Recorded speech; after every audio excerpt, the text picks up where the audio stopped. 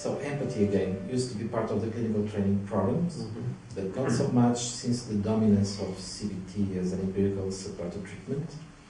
And report is what is talked about in CBT. How do you see this term?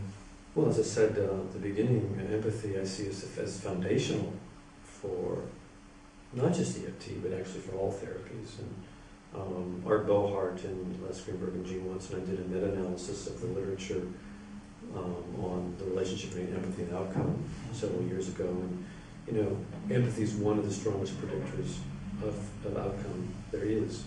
It's even stronger than therapeutic alliance. And you know, so yeah, I think that it's a shame that empathy isn't emphasized as much. You know, if you look at really skillful CBT therapists, people like Rob DeRubis or Steve Holland, or the big names, they all have person-centered training. They got taught empathy in the 70s in their graduate training. And underneath the CBT, there's solid empathic skill, right? And you know, so I think it's a shame that it's not emphasized as much as it used to be.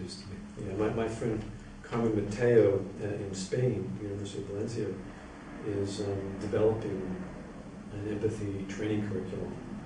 This is a CBT course she teaches in, but she's developing an empathy training. She came and spent a year with us in Glasgow, seeing how we taught our students empathy. And I think there's a place for that. Yeah. A variety of empathy and listening skills of emotional attunement and listening appears as main abilities of EFT therapists, which are the major difficulties at the beginning psychotherapists will find when learning how to be empathic, how to listen for emotions. This is the kind of thing. I mean, like, what gets in the way of our ability to be empathic? You know, and in the training we do in Glasgow, you know, we use a lot of processes. You know, I mean, the students are in active personal and professional development groups. We have large group processes. We have, but anyway, the point of all this is that there's lots of places where we get stuck, and one of the places we get stuck is, for example, if we're afraid of strong emotions or particular emotions, or if we're afraid of our anger, or we're afraid of any kind of intense, or our fear, or something like that. Or sadness.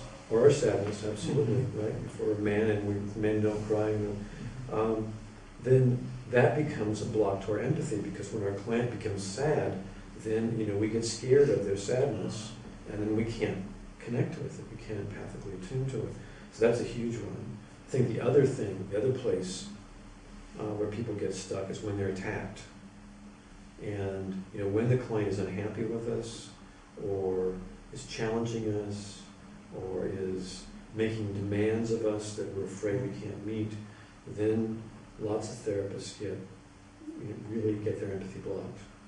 And some of those therapists turn on their clients and attack them and harm them.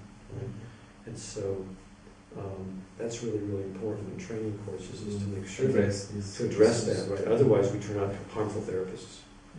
Right. So that's for me, that's a core aspect of empathy training, is teaching therapists how to hear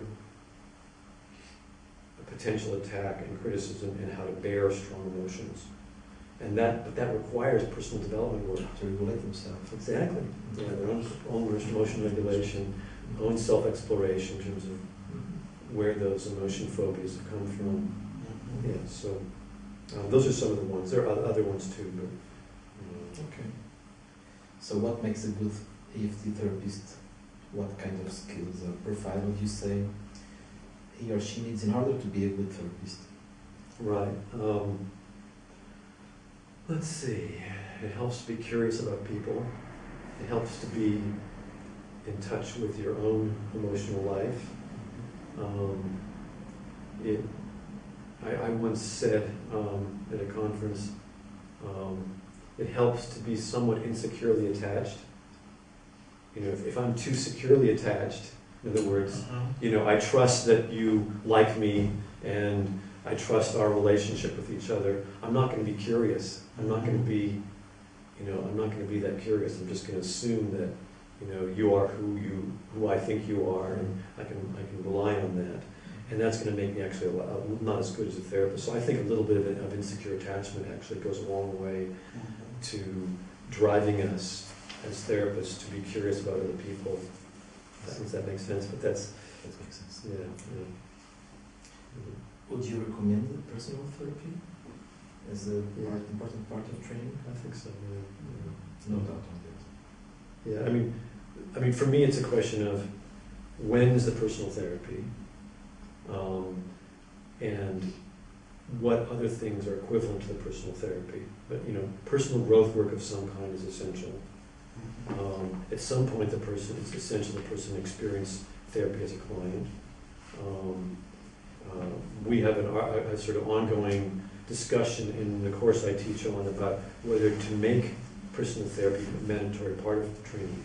Right now, it's not. It's not mandatory. It's not mandatory, and the argument is that if you force people as part of their training to go into therapy, they're maybe unwilling, and it's it kind of undermines the therapy, right? So the question is whether you can actually make sense to require it. But absolutely, I think it's essential for a therapist to be competent, and even something like two-chair work. You can't really facilitate a two-chair work process unless you've been a client and experienced it from the inside, because you don't really know what it feels like. You don't know what you're asking the person to do. You don't know how embarrassing it is. You don't know how scary it can be when all of a sudden you access something you didn't know was there. So you have to, part of essential aspect of being competent in two-chair work is having experience as a client. Now, we do that in skill practice, right? Because the clients take turns, the client and therapist roll with each other. But within therapy, it's also important. Yeah. So we are close to the end. Okay.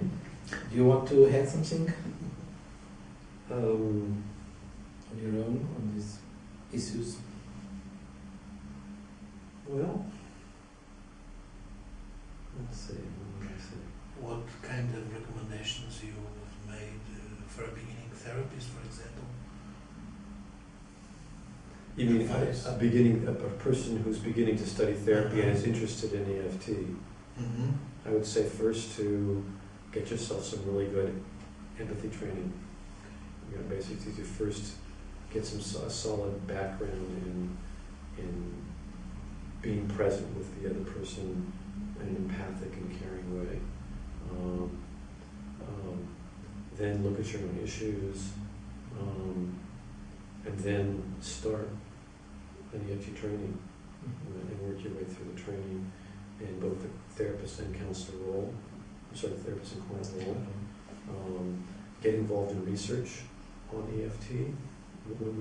Several years ago, we did focus groups with our students, and we asked them what had helped them learn EFT, and we developed kind of a stage model, the stages students go through to learn EFT, one of which is feeling totally overwhelmed and lost. But one of the things they told us was that taking part in research was invaluable to them. And I thought back to my own experience as a graduate student, where I persuaded a bunch of my friends to let me tape sessions they did with clients. And I learned huge amounts from doing that research, studying what my friends did, studying how clients experienced that, rating tapes, all those things. So basically, and in practice, supervised practice. Good practice. Yeah, you have to learn. You have to learn by doing, like everything. Wonderful. Thank you so much. Thank you. Thank you.